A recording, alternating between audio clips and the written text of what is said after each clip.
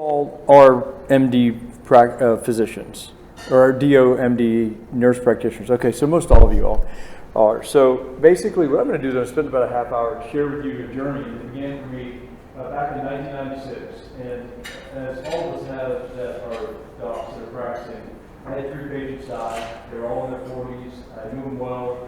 And it was one of those moments in life where it's like, wow, this isn't working. I learned medicine, I went to residency program, and people are dying, and I practiced at 40. I'm doing something wrong. So at that moment where I went back, saw their charts, figured out that they all had risk that we as providers would be able to identify quickly. But when I had asked them to take additional medicine, lose weight, exercise more, stop smoking, those kind of things, they said, Dr. Conard, I feel fine. And they did feel fine until they didn't feel fine and it was too late. So I realized that my practice was set up around how you feel, and what I had to do is reinvent the practice around what's your risk. And so I'm going to share with you this morning just the journey through that. It's been 3 big phases. I practiced medicine full-time until about 1998. Then I started to develop a risk management system called TNL that you mentioned. We grew to 13 doctors. We had 5 sleep labs, a lifestyle center, blah, blah, blah. And then that was bought by a group of 182 practices. I became the chief medical strategy officer for 510 doctors, and we scaled this model. And then a hospital bought us, and I left the hospital and started working with corporations. So today, I practice medicine 20% of the time. 80% of the time, I work with corporations. And I help them do exactly what I'm about to show you. So this is data. This is the claims spend. So it's the medical claims, the pharmacy eligibility data, biometric data, and what we see here is how much money did a company spend on each person. So this is risk across the bottom. This is costs coming up the y-axis, and each dot is one person, and the average spend for this corporation was $4,425.60 in the previous 12 months. Amen? You all with me? I'm going to say amen up and out. And what I'm really asking is, am I going too fast? Am I making assumptions that aren't true? Am I confusing you, or are you with me? Okay, so if you all would just say amen back to me, then I'll know that we're all singing the same hymnal right now. Okay? So when you do this, by the way, I want to talk about this risk score for 1 minute, because Len Fromer, who's a dear friend who we've been working together now for decades, his email address is like Len at bwellby.com, right? And so when I started this endeavor at the corporations, what I found was there's a Millman risk score. I don't know if y'all have ever heard of the MERA score, Millman Adjusted Risk, blah, blah, blah. And then there's a Johns Hopkins got a cool score, and then there's another one that Medicare uses and so forth. But as a clinician, they just frustrated the bejeebers out of me because they're actuarially based model, right? And we're an actuarial person thinks is, okay, how much money did you spend this year? Well, there's been inflation, and then hyperinflation in healthcare, and everybody's a year older, and a lot of your people didn't get screenings, they didn't take care of themselves, and medicine's more expensive today. So you're going to spend 10% more next year, right? And that's called the insurance brokerage firm, is who has the actuarials often for the insurance company. And it just really pissed me off, because when you really went and looked at the human beings that were these dots, what you got really clear about really quickly was that the 30 to 50% of the money that was spent is complete waste. It's just inefficiencies, it's terrible medicine or lack thereof, and there's so much that we can do from a clinical model. So I affectionately call this risk score the Marcus Welby score, and it is based upon 33 years of clinical practice. I was at UT Southwestern's associate clinical professor for 21 years. I did a lot of research and stuff. So there are 2 aspects of this risk score. The first is absolute risk. And what is that? It's the number of chronic conditions that you have. It's the severity of those chronic conditions. It is the rare conditions. A lot of people with myasthenia gravis, Parkinson's, multiple sclerosis, they get forgotten about because it's not a chronic disease defined, some box by some statistician somewhere. they're all included, and then you've got, and then those are all given a score that's based on clinical experience. But what we developed out of this is a program called the Personal Health Assistant Program, where every person was being reached out to and taught about their condition, and their health literacy was getting much better. And I mean 3 health literacies, right? I mean health literacy, like what do I need to do to stay healthy? Healthcare system literacy, which is where do I go and what do I do next? And health benefit literacy, which is how do I use my health benefits to get the care that I need? So we actually created a program where we have a person that reaches out to every person inside the company, raises their health literacy, and just equips them to actually be competent to be in the exam room with the physician. Okay? So this risk score has side 1, which is the absolute medical risk that you and I would see if we walked into a room and looked at the person's risk. But then when we started calling everybody, we realized that a lot of people, they were actually managing their risk very effectively. So, in particular, this is a company called Essilor, which is an eyeglass company. They have 8,000 employees, and you had a lot of engineers, and they were doing a darn good job. They had their spreadsheet with their blood pressure and their cholesterol. You know, they were obsessively managing things. So when we would call them and say, hey, we want to work with you to make sure that you are managed well, they were like, you know, talk to the hand. I'm already doing everything, and I have a great relationship with my doctors and things. So the second aspect of the score that we created is really a health system utilization score. It's for their level of risk. Are they seeing primary care at the appropriate interval? Are they going to emergency room for care, urgent care for care? Do they have? Are they getting their prescriptions filled? And is their compliance and adherence good, et cetera, et cetera? So there's about 25. How are you using the system questions that give them a score? And then we put those together, and that's called their risk score. Amen? Amen. All right. So risk across the bottom, trailing 12-month across the top. And what you see is that you end up with 4 quadrants, of course. You have the healthy folks, and that they're staying alive and their age is going up, their risk is slowly climbing. So this would be the low risk, low cost group, and these are the folks you want to keep healthy. You want to keep the healthy, right? And and I'll go into their costs in just a second. But every so often they have a baby, and so not every so often, but after a period of 9 months they will have a baby, and so their costs will go above let's say the national average is 5,000. I'll use that number for the sake of conversation. They go up above that, and then they come back down. They try to ski backwards in Colorado, and they find a tree or a root. They break something, all right? They have a gallbladder attack. They have appendicitis. They go to an emergency room with shortness of breath and get a $20,000 workup for a panic attack. You get the idea. But the net of it is that every year, folks come back down into the low risk, low cost. It's just a cycle, right? And it's very hard to guess which of these are going to pop up there. But if you think about it for a minute, this is why we have insurance. Amen? Amen. All right. So then what happens? Well, as I can attest to, we get older. We gain weight. We get involved with the tyranny of the urgency. We're not exercising as much. We've got kids, wife, work, and we start to gain weight. I woke up at 36, I had metabolic syndrome. I was pre-diabetic, pre-hypertensive. When those people died, I looked at my numbers and I realized I felt fine, but my numbers weren't any good either.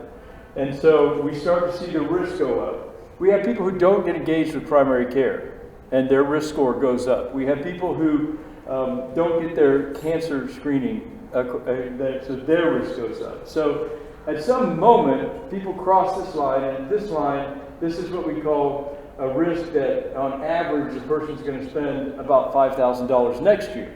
Right? So looking forward, prospective risk, they're going to start spending money, and it's not a linear spending money, but they start spending more money. And so when they get over here, they're the ticking time bombs. They're the high risk, low cost, and this is where we could do something about their situation before they explode and they become a predictable catastrophe. And so the predictable 70% of the people who land in the high risk, high cost could have been prevented if they had advanced primary care. Amen? Amen. So the stunning thing is when you really look at this and you look at how much money is spent. Now, These are real numbers, and what I had that I apologize, I'm not going to be able to show you all because I don't know how to get on this computer. I didn't get here in time to get the computer set up, but I have this, so every company that I work with, I have this dashboard, it's all done. So I just put the company up, it pops up, this is completed, I can click on this and it tells me all about these people, those people, and so forth. So this is a dynamic dashboard for corporations or medical practices. Because what we're doing right now is we're taking this same logic and we're applying it to medical practices. So we're getting access to their data. So 62% of members, $706 per member per month, 11% of spend. Amen? Amen. Amen. I know we don't think about it this way. By the way, one thing that helped me a lot when I got going and started working with all these corporations is to really connect the dots that dollars spent is just a surrogate for pain and suffering. Right? The more pain and suffering, the more money they spend. The less pain and suffering, the less money they spend. So when I work with a corporation, one of the first things that I always establish is we have two enemies that we've got to come against right now. Who are the two enemies? And of course, what's the usual answer I get? Hospitals, insurance companies, pharmaceutical companies, PBMs, the government, right? Pick it. It depends on which side of the fence they're on and whether the debate happened last night. But I say, no, absolutely not. There are two enemies, and our two enemies are number one, disease. Because the more disease you have in your population, the more money you're going to spend. And number two is complacency and not being engaged in your health care. So we kind of established the ground rules that we're going to win the war against disease and complacency. Now, the wellness program, everybody's got to have a wellness program, and it's got to be the greatest thing since apple pie. How much does the average wellness company cost per member? By the way, the terms I should define these. We're not going to talk about per patient because we're talking to a corporation. You have an employee, and the employee has spouses and independents, and the members are everybody who's on the insurance plan. Okay, so when you hear me say per member per month, that's everybody on insurance plan. Amen? Okay. So, per member per year, we're spending $706 on 62%, which is high, by the way. Most companies, that's closer to $500, but this is a school district down in Texas. So, if you roll out a wellness program, how does it cost on average per year for a wellness program in a corporation today? $300. And you're paying for everybody, $300, right? And a really successful one, you get 450% of your members to join. Which quadrant do you think joins the wellness program? Right? And you just increased your spend by $300. You just increased your healthcare spend by 50% on every one of these 62 people that are in that left lower quadrant, and they don't have a primary care doctor, and they aren't necessarily more literate, and they're not engaged well in their care. They're running 5Ks and eating vegetables, and they're trying to get their score of 32 down to a score of 27 so they can get their points, right? And that was the problem we kept seeing is you increase the cost significantly, you didn't lower the cost in most companies. So while I wanted wellness to work in that iteration, it doesn't work with most companies. So here's the group that we have that go out and have a baby or go to the emergency room, have an accident. 7% of spend, 4% of members, about 8,500 in this group. That usually is closer to $10,000 per member per year, okay? And remember, people pop up here and come down. Of the 62%, it's really hard to predict which 4% are going to have that happen to them, right? And that's why we really have insurance in the first place, is it not? Is to take care of those issues of the wonderful opportunity to make babies. But then we see this come across, the risk goes up, and now in this quadrant, about 18% of members, it's only 5% of spend, it's about $1,800 per member per month. And this is the group that's missed in most corporations because they're kind of this silent, percolating group of next catastrophes that are going to occur until what happens? Hypertension, what's called the great silent killer, right? I feel fine, I feel fine, I feel fine. Blood sugar starts to go up. They get metabolic syndrome and they get pre-diabetes and eventually diabetes. A third of all people with diabetes don't know they have diabetes. And of course, when's the last time you felt your cholesterol go up after you ate a great steak, right? Hyperlipidemia starts to manifest. And so what happens is you've got these high-risk people, and bam, they have a heart attack. They have a stroke. They go to the doctor, or somehow they get their blood work, and they find out they've got renal failure, retinopathy, et cetera, and now they're up here, and this is usually around 10% of members, and this group is a little more, 77% of spend, and they're spending $25,000. Or they've got stage 1 cancer, stage 2 cancer, stage 3 cancer, they walk in a doctor's office and, oh, you've got cancer. Now they're in chemo, radiation, and having surgery. Or you've got somebody who's gained weight, they're not as in shape, their musculoskeletal fitness goes down, they start to have arthritis, they step off a curb wrong, they throw their back out, and they become people with chronic pain, and then they eventually end up getting spine surgery, hip replacement, knee replacement, things like that. The big things that you find up here are cardiometabolic disease, diabetes and heart and vascular disease, lots of cancer lands up there. Then you've got the musculoskeletal diseases, chronic pain, and the surgeries and things. You've got women's health. There are a number of things that will have a woman become up here, and GI. GI is one of the things. A lot of it depends on the demographics. I was asked to evaluate a company called Cash America, which are, I don't know if you guys have this in your area, but bottom line is they're the places that take your check and charge an outrageous interest so you can get your cash quickly that a lot of lower income folks use. Their average age was 34-year-old women, right? This company, which is the school district, not school district, the city, their average member is closer to about a 52, 53-year-old male. So it varies, but you get the idea. So you're with me on the numbers, correct? Okay. And the big point of this, and I haven't said yet, is about 100% of these people leave that quadrant. What percentage of the people would you guess leave that quadrant in a 12-month period? 5%. 5%, higher. It's 60%. And where do they go? They die, they go on disability, they go on, they retire, or they get better, and they're not going to spend $5,000 next year. Great example is a heart attack. They go in, they spend a lot of money, they get on their medicines, they get a cabbage or step, whatever they're going to get, and they're back down into that left lower, or the right lower quadrant. But every year a new 60% pops up. Where do they come from? They come from here, the vast majority of them. Now you'll have an occasional woman who gets pregnant and neonatal ICU stay. You'll have somebody who drives a motorcycle instead of just skiing, and they end up with a closed head injury, stuff like that. But the vast majority of them come from right here. So if you ever want to step on the neck of disease, who do you as a corporation or you as a medical practice need to make darn sure you get 100% in control of? It's these folks right here. And if we do the math on this, 62 and 18 is 80%-ish, 82%. No, it's 80% in this group. It's usually around 85, to be honest, because that makes it easy. Because if you go to the amount of spend up here, 77 and 7 is, in this case, it's 84%, but most times it's 85% of the spend. So usually you have 85% of the members here and 85% of the spend here. Amen? So remember, these people are feeling fine until they don't, and then it's too late.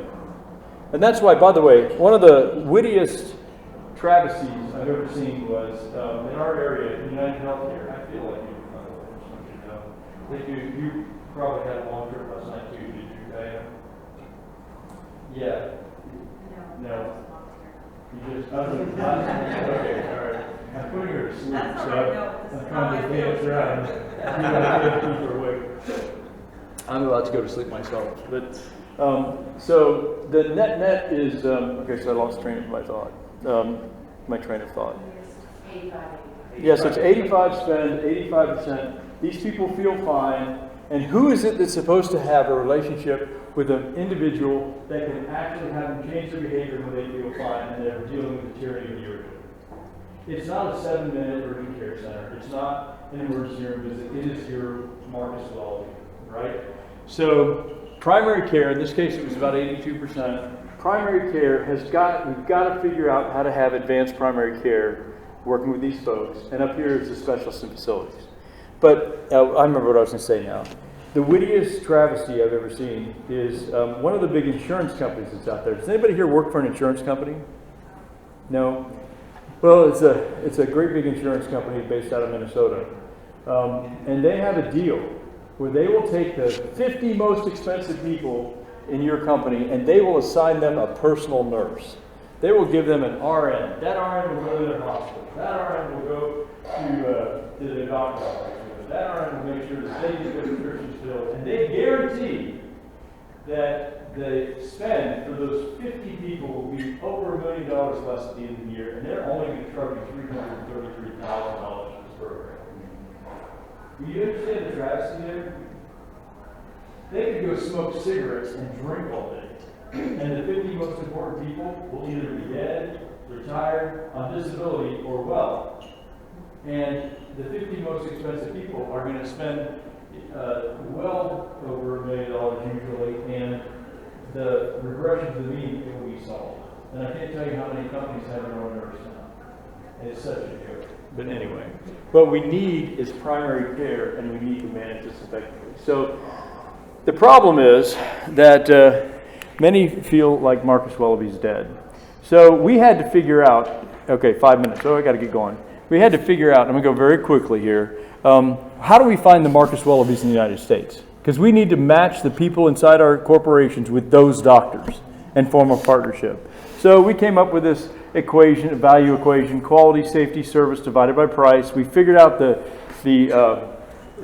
data initially that we had access to. We could look up their gaps in care, their ER visits per patient per year, hospitalizations, costs, total and primary care and specialty costs, hospital care costs. There were 21 variables that we could get out of data, and every doctor in the United States got a score. But even a blind squirrel finds a nut. So what we did next is we hired a bank of young, smart people, and we put them on the phone. We started with the #1 highest ranked doctor in the United States, and we called them on the phone. And we talked to their practice manager, and we asked them 24 questions. Do you have language interpretation services? Do you have extended hours? Are you on EMR? Do you have any sort of diabetes or weight loss program? How do you know if one of your people is admitted to the hospital? How do you...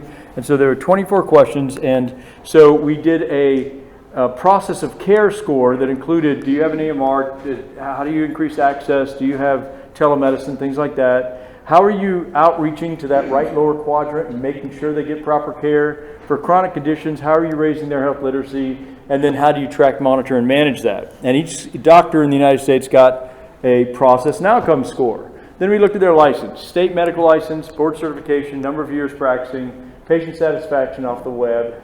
And we checked that out. We looked at their quality designations, and we all know about those.